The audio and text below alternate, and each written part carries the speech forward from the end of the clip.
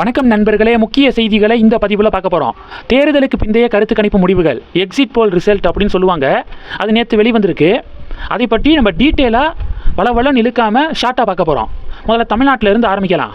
9 நிறுவனங்கள் தமிழ்நாட்டில் எக்ஸிட் போல் சர்வே எடுத்திருக்காங்க. 9 நிறுவனங்கள் ரிசல்ட்டையும் வெளியிட்டிருக்காங்க. இந்த 9 நிறுவனங்களில் 5 நிறுவனங்கள் திமுக கூட்டணி ஆட்சி அமைக்கும், மறுபடியும் ஆட்சியை பிடிக்கும் அப்படின்னு 9ல் 5 நிறுவனங்கள் சொல்லியிருக்காங்க. அது எந்தெந்த நிறுவனங்கள்னா, PMark அப்படிங்கிற நிறுவனம், மேட்ரிஸு, பீப்புள்ஸ் பல்ஸு, பீப்புள்ஸ் இன்சைட், பிரஜா போல்ஸ், இந்த 5 நிறுவனங்கள் திமுக கூட்டணி ஆட்சி அமைக்கும் அப்படின்னு ரிசல்ட்டில் சொல்லியிருக்காங்க. அடுத்து பார்த்தீங்கன்னா JVC மற்றும் ஓட் வைபு 9ல் 2 அதிமுக பாஜக கூட்டணி ஆட்சி அமைக்கும் அப்படின்னு சொல்லியிருக்காங்க.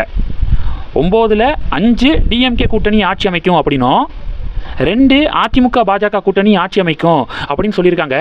ஒன்று பார்த்தீங்கன்னா axis My India, India today. இவங்க பார்த்தீங்கன்னா TVK, அதாவது மற்ற எல்லாருமே TVKவுக்கு 10லேருந்து 15 இல்லை 1லேருந்து 10 இப்படி தான் நம்பர்ஸ் கொடுத்துருக்காங்க. ஆனால் axis My India, India today பார்த்தீங்கன்னா சிங்கிள் லார்ஜஸ்ட் பார்ட்டியாக TVK உருவெடுக்கும்.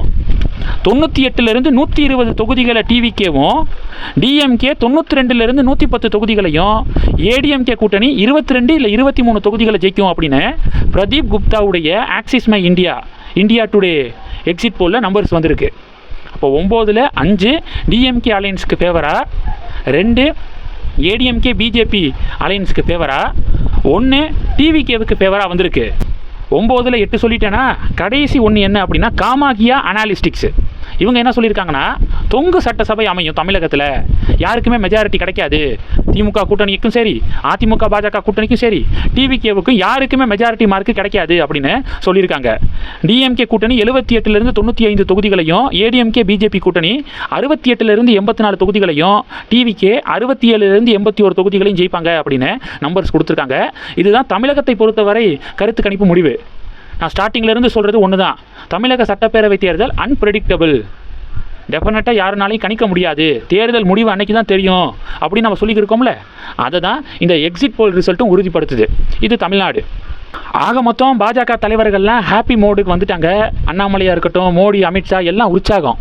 ஏன்னா அஸ்ஸாமில் ஆட்சியை தக்க வைக்கிறாங்க, புதுச்சேரியில் ஆட்சியை தக்க வைக்கிறாங்க, கேரளாவில் ஒற்றை இலக்கம் இல்லைனா இரட்டை இலக்கத்தில் தொகுதி இந்த வாட்டி கேரளா பிஜேபிக்கு கிடைக்க இருக்குது.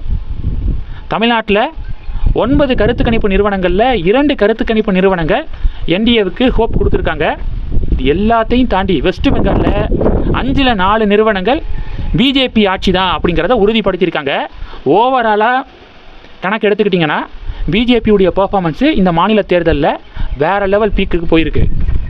அதனால் இப்போ கொஞ்சம் உற்சாகமான மோடுக்கு வந்திருக்காங்க. ரிசல்ட்டுக்கு பிறகு சரவெடி பட்டாசோட கொண்டாட்டத்தை எதிர்பார்க்கலாம். இந்த செய்திகளை பற்றி உங்களுடைய பார்வைகளை மறக்காமல் கமெண்ட் பண்ணுங்கள். தொடர்ந்து கணக்கில் இருங்க. அடுத்தடுத்து நிறையா பதிவுகளை பார்க்க போகிறோம். நன்றி. ஜெய் ஹிந்த்.